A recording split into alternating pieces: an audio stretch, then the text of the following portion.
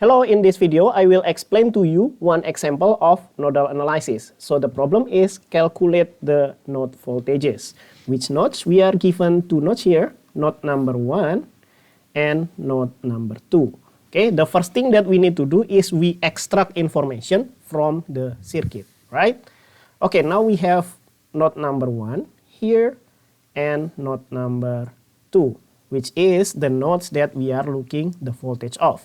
But we also have one more node here that is given by the problem using this symbol here. This is called the ground. And what does the ground mean? The ground means the voltage here is already known, which is 0. So the voltage in this node here is equal to 0. Okay, remember that? Okay, now what else that we need to do? We need to assume the direction of the currents in each branch. So there are 1, 2, 3, 4, 5. 5 branch here, and we need to assign the direction for all of them, right? And the easy one first, the current sources. Here we are given that the arrow is going to the left, so I just follow it here. So it will goes to the left. And this is going up. So I will just follow this arrow here, and this will goes up. Good. So we have done 2 branch. 3 more branch, which is all the resistor here. Okay, for the vertical one, I usually goes down to the ground. So I will assume this is going down like this. And I will also assume that this is going down like this. Okay. And then for the horizontal one, I usually goes to the right. So I will have this one here like this. So we have assumed the direction of the currents for each branch. Now what can we do here? We apply KCL at each nodes. So here I will have KCL at node number 1. And then for the next one, I will do KCL at node number 2.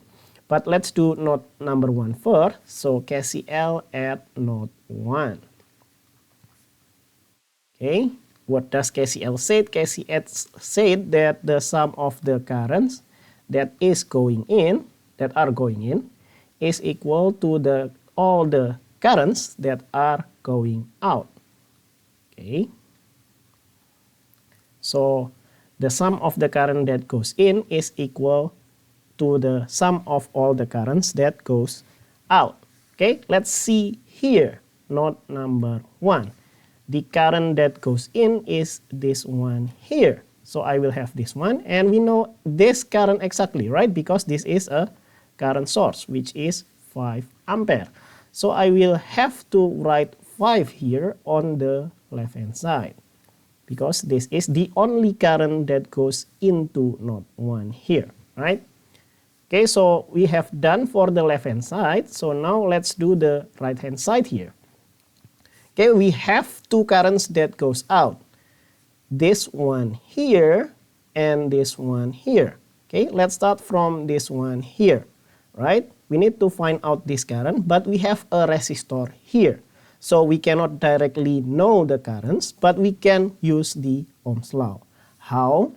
The Ohm's law said that the current is the voltage divided by the resistance. And the voltage between these 2 nodes is where the current comes from here is voltage number 1. So I will have V1 for the voltage in node 1. And then this will goes here. So I will have minus. We will have V2, the voltage in node number 2. Okay, and let's divide that by the resistance between them, which is 4 ohm. Good. And this is for this current here.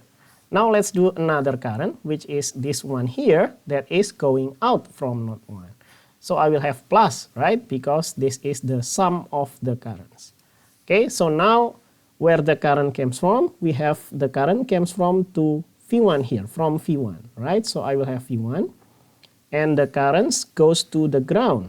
And remember, the ground, the voltage here is 0. So I will have V1 minus 0. Divide that by the resistance between them, and I will have 2 ohm.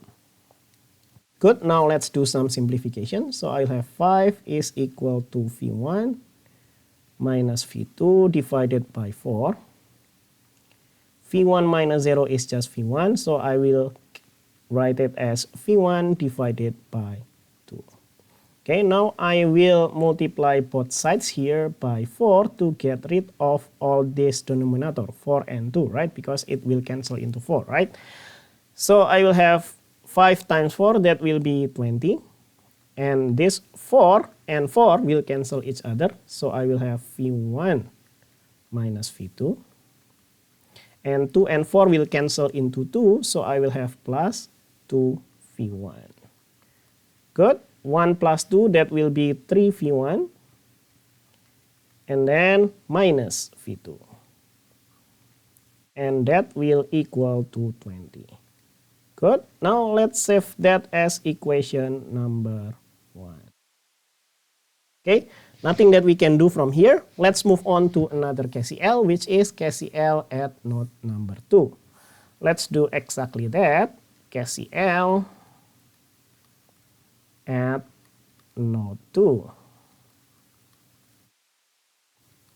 Okay, so we will have the sum of the current that goes in will equal to the sum of the current that goes out. Good. Okay, now let's see on node number 2 here. The current that goes in, there are two currents that goes in, right? I will have this one that goes into node number 2 and also this one that will goes into node number 2. Let's start from this 10 ampere. So that is exactly 10 ampere, right? Because this is a current source. So I will have 10. And then plus, we will have another current that goes into node 2. So we will have V1 here, where the current comes from. And where the current goes to, that will be V2, right? So I'll have minus V2. And divide that by the resistance between them, which is 4. Okay. And then let's go to the right hand side, the sum of the currents that gets out.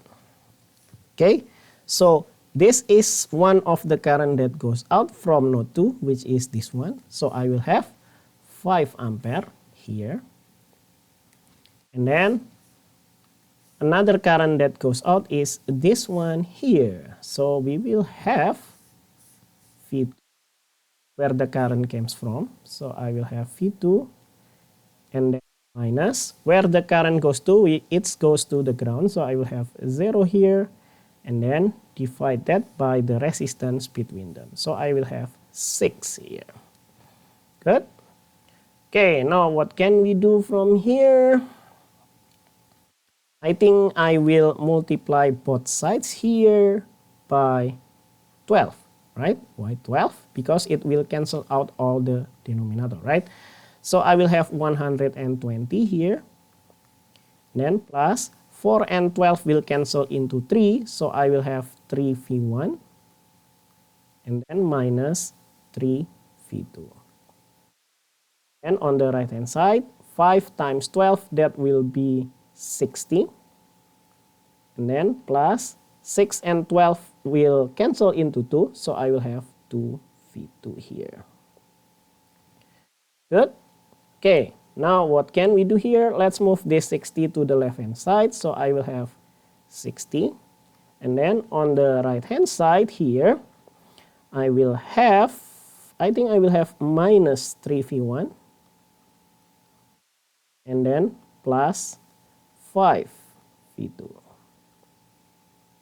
Or we can rewrite that as minus 3V1 and plus 5V2.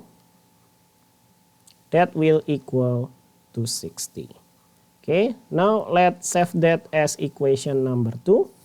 And let's highlight that because this 2 equation is important because we can solve this, right? It is 2 variables and 2 equations. So we can solve it for V1 and V2, which is exactly what we need to find out. Okay, so let's clean this up.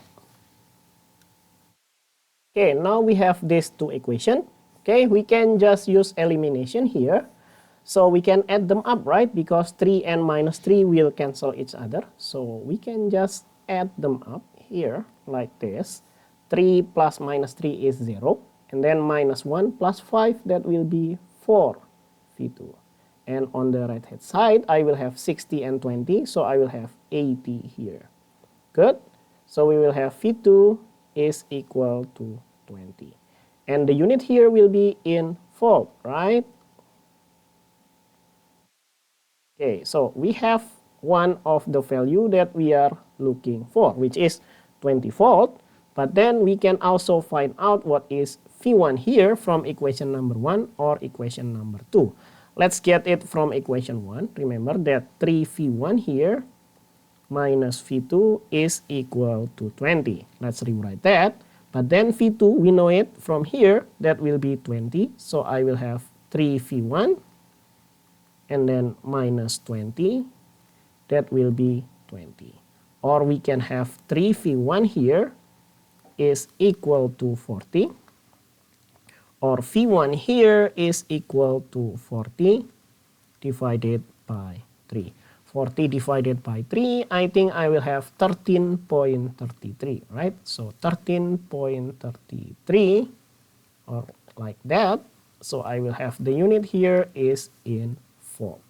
So I will have V1 is 13.333 and then V2 is 20 volt. Hopefully I did not make any mistakes during my calculation. Thank you for watching and see you in the next video. Bye bye.